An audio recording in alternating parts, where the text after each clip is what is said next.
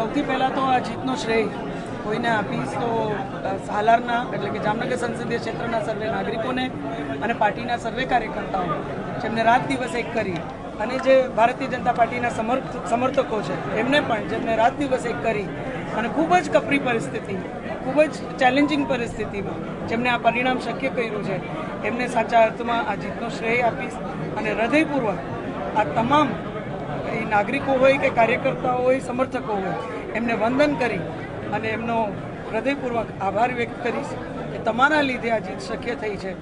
કારણ કે ખૂબ જ સંઘર્ષમય પરિસ્થિતિમાં તમે આ પરિણામ શક્ય કર્યું છે. સમગ્ર સંસદીય ક્ષેત્રની ફરીથી એક વખત મોદી સાહેબના નેતૃત્વમાં જે નોંધ તમે અત્યારે દિલ્હી સુધી કરાવી છે એ બદલ આપ સૌને વંદન કરી આપનો આભાર વ્યક્ત કરું છું. બેન, સામે ઘણા બધા પડકારો હતા.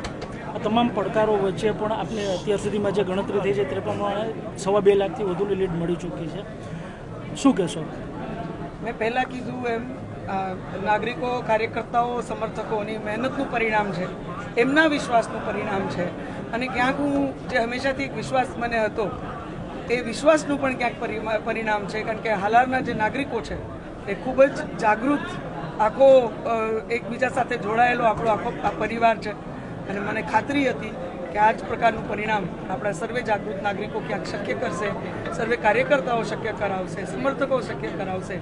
અને મને એવું પણ લાગે છે કે આ જે પરિણામ છે એ આપણી સમરસતાનું પરિણામ છે, આપણી એકતાનું પરિણામ છે. આપણે સૌ શાંતિ, સુરક્ષા અને એકતાને પ્રાધાન્ય આપીએ છીએ, વિકાસને પ્રાધાન્ય આપીએ છીએ, પ્રગતિને પ્રાધાન્ય આપીએ છીએ, એનું પરિણામ છે. ક્યાંક આપણે સકારાત્મક રીતે એકબીજા સાથે મજબૂતીથી જોડાયેલા છીએ એનું પરિણામ છે. ત્યારે હું હૃદયપૂર્વક સર્વે નાગરિકોને ફરીથી એક વખત વંદન કરું છું. અને ક્યાંક એક મુંહતોડ જવાબ કોંગ્રેસ પાર્ટી હોય કે કોંગ્રેસ પાર્ટીના સર્વે જે સમર્થકો હતા એ સામે આવ્યા હોય, પાછળથી હોય, એને પણ ક્યાંક મુંહતોડ જવાબ નાગરિકોએ પોતાની જાગૃતતાનો આપ્યો છે, પોતાની એકતાનો આપ્યો છે, પોતાની હિંમતનો આપ્યો છે. અને મને લાગે છે કે આ જીત માત્ર પાર્ટીની નહીં, માત્ર મારી નહીં, કોઈ કાર્યકર્તાઓની ખાલી નહીં, પણ સમગ્ર હાલારની જીત છે.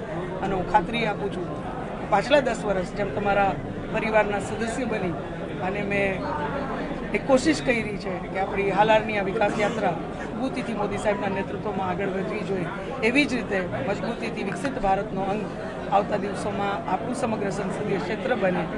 એમાં આવતા 5 વર્ષ રાત દિવસ તમારી સાથે રહી, ફરીથી એક વખત તમારા પરિવારના સદસ્યની જેમ તમારી સાથે રહી અને હું નિષ્ઠાપૂર્વકના પ્રયત્ન કરીશ.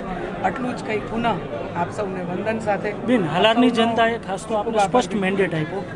આપ ત્રીજી વખત સાંસદ બન્યા છો. આપ હાલારની જનતાને શું વિશ્વાસ આપશો? મેં કીધું એમ પાછલા 10 વર્ષે મેં એક પ્રયત્ન કર્યા છે અને એ જ વિશ્વાસને લીધે કદાચ આજે આ પરિણામ શક્ય થયું છે. મેં પૂરી કોશિશ કરી છે કે મારાથી જેટલા વિકાસના કામો થાય, સુવિધાઓના કામો થાય, કે કેન્દ્રમાંથી જેટલી યોજનાઓના લાભો નાગરિકો સુધી પહોંચે એ નિષ્ઠાપૂર્વકના પ્રયત્ન થયા છે. ઇન્ફ્રાસ્ટ્રક્ચર આખું ઓવરઓલ આપણા ક્ષેત્રમાં થયું છે.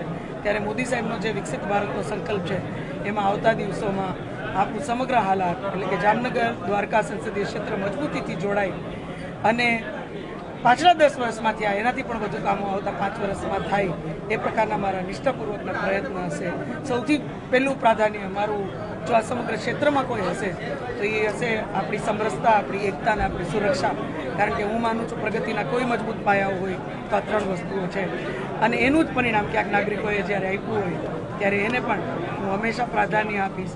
ફરીથી આપ સૌને વંદન સાથે આપ સૌને હૃદયપૂર્વક ખૂબ ખૂબ આભાર વ્યક્ત કરું. Thank you.